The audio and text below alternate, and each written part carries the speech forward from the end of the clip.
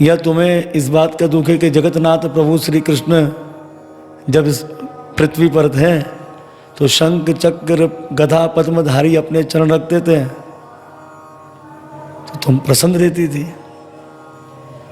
तो उस समय गौ माता ने भगवान श्री कृष्ण के गुणों का वर्णन किया। भगवान श्री कृष्ण में जो थे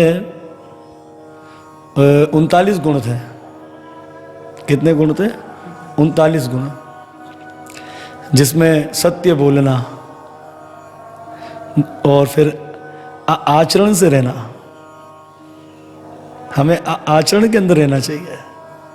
आचरण क्या है कि बड़ा कौन है, छोटा कौन है, संत कौन है, गुरुजन कौन है, बेटा कौन है, बेटी कौन है, पत्नी कौन है, माँ बाप क्या है, ये आचरण रखना हमें कि किसको किस वक्त क्या सम्मान देना और क्या मर्यादा देनी। आचरण से रहना चाहिए।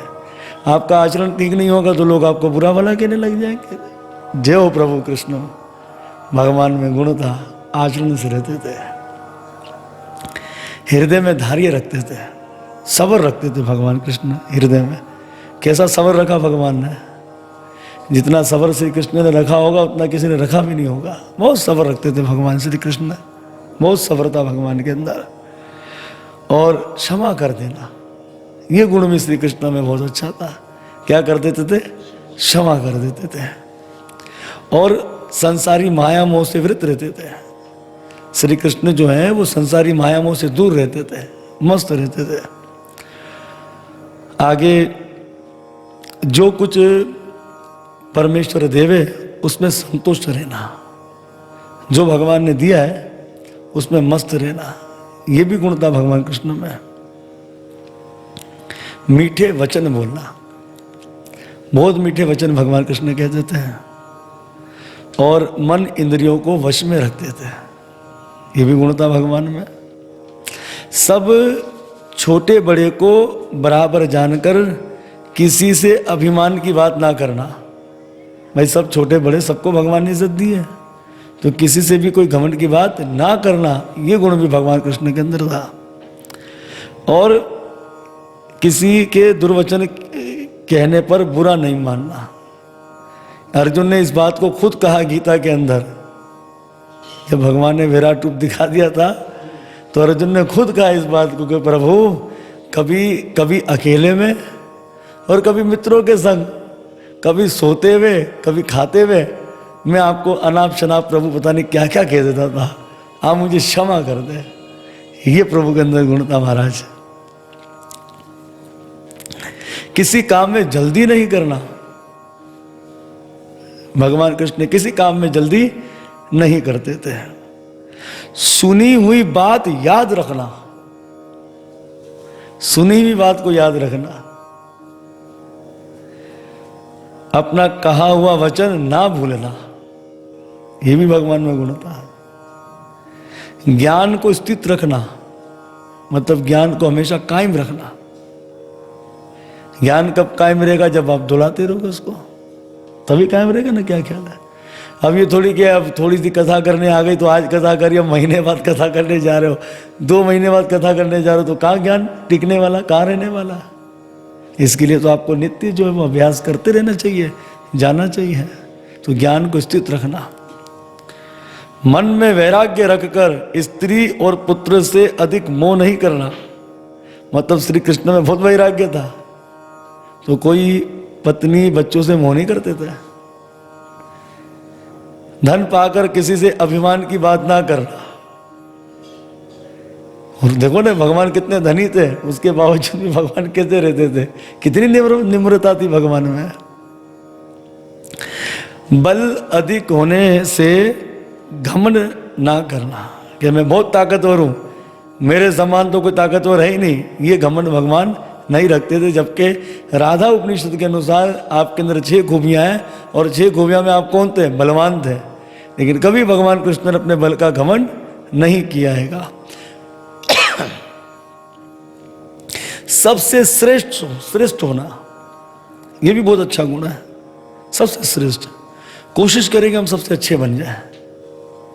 भाई जैसे कि ये बुरी बात नहीं है, लोग उसको गलत ले जाते हैं। आप जब स्कूल में पढ़ रहे हैं, कॉलेज में पढ़ रहे हैं, कहीं भी पढ़ रहे हैं, तो आपकी कोशिश यही रहेगी कि अच्छा पढ़कर अच्छे मार्क्स लाना।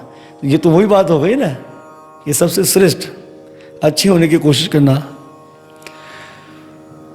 सब विद्याओं को जानना। श्री कृष्ण को सब विद्याएं आती थी, इसलिए जरासन आदि उनको क्या कहते हैं, मायावी है, मायावी कहते थे भगवान कृष्ण को। दूसरे का दुख देखकर दुखित हो जाना, ये भी भगवान कृष्ण का गुण था। किसी का दुख देखते और दुखित हो जाते थे। और किसी से ना डरना, किसी से भगवान डरते भी नहीं थे साहब, किसी से नहीं डरते थे। जो कोई अपना दुख कहे उसका हाल मन लगाकर सुनना। अगर कोई कह रहा है तो उसकी बात को मन लगाकर सुनना। भूत भविष्य वर्तमान तीनों कालों की बातें जानना। अब भूत भविष्य वर्तमान तीनों कालों की बातें हम कैसे जानेंगे? हम ग्रंथ के माध्यम से जानेंगे। पुराण का मतलब क्या होता है का? पुरानी जो इतिहासी बातें होती हैं वो पुराणों में लिखी होती है कि, तो जब हम पुराण सुनेंगे तभी तो हमें पता लगेगा भूत भविष्य वर्तमान में क्या होने वाला है। क्योंकि पुराण में सब बातें लिखी होती है कि जैसे कल की अवतार थोड़ी हुआ भगवान का, पर लिखा है कि होगा, तो हमने भूत भविष्य वर्तमान की बात को क्या किया, जान लिया।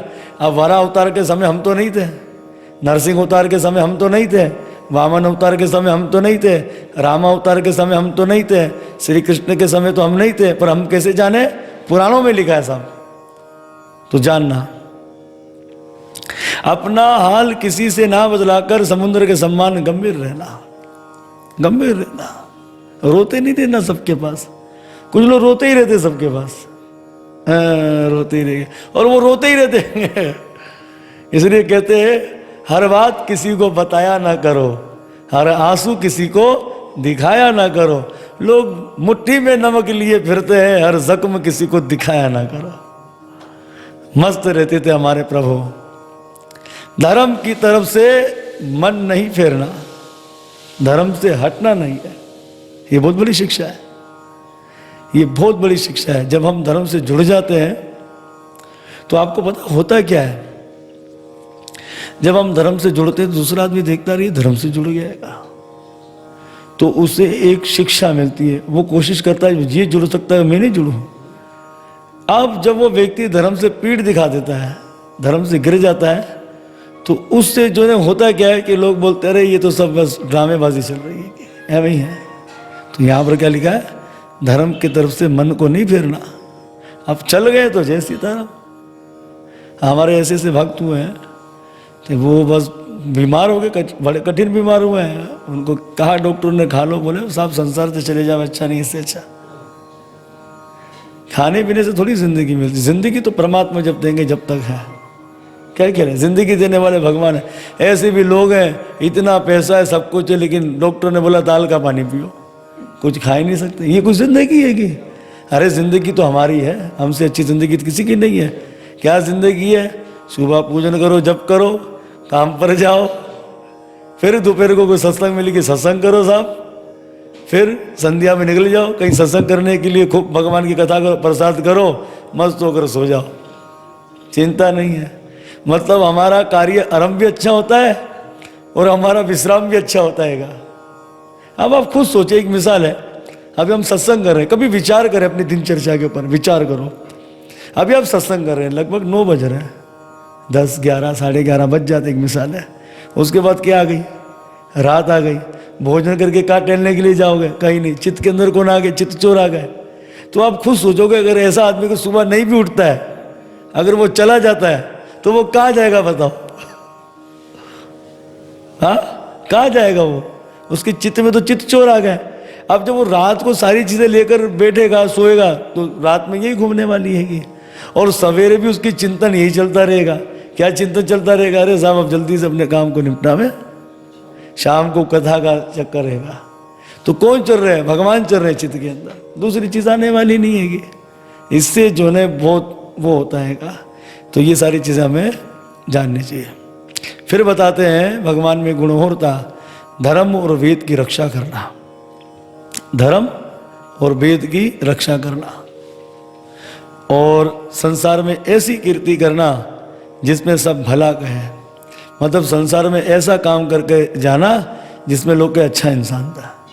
ये नहीं बेचा जान छुड़ गई चला गया, ऐसा कीर्ति कर कर जाना। वो कहते न कि जब हम पैदा हुए जग में, जग हंसे और हम रोए। अरे ऐसी करनी कर चलो कि पाची हंसी ना होए। मतलब जब हम जन्म लेते हैं तो हम तो रो रहे होते हैं, घर वाले हंस रहे होते हैं, अरे छोरा आया छोरी हुई। वो बेचारा रो रहा है, लो मैं कहाँ फंस गया आकर, इनको हंसने की लगी हुई है। तो बच्चा भी रोते रोते कह दिया साहब ऐसा काम कर कर जाऊँगा जी जो तुम्हारे दांत निकले ना मेरे जन्म के समय वो बंद हो जाएंगे, मैं हंसता हुआ खिसक जाऊँगा और तुम रोते ही रहोगे। तो ऐसी कीर्ति करना जिसमें लोग क्या कहें, अच्छा कहें। आँख में शर्म रखना, ये भी गुण है भगवान में, आँख में शर्म रखना। किसी जीव को दुख ना देना, ये भी गुण था भगवान में। जो कोई दिन होकर अपना अर्थ कहे उसकी इच्छा पूर्ण कर देना। अगर कोई कहे भाई साहब हम परेशान हैं, आपको लगता है साहब ये परेशान है, तो उसकी इच्छा को तुरंत पूर्ण कर देना, पूरी कर देना। फिर बताते हैं भगवान का ध्यान करते रहना। किसका ध्यान करते रहना? भगवान का ध्यान करते रहना। सबसे अधिक बलवान होना, ये गुण में था भगवान में। भगवान सबसे अधिक क्या थे? बलवान थे। तीनों लोक में किसी शूरवीर को कुछ ना समझना, इसलिए भगवान त्रिलोक के अंदर किसी को कुछ नहीं समझते थे। और साधु ब्राह्मण महात्माओं का आदर करना। साधु महात्मा भगवान ब्राह्मण का बहुत आदर करते थे भगवान श्री कृष्ण। और फिर परोपकार करना।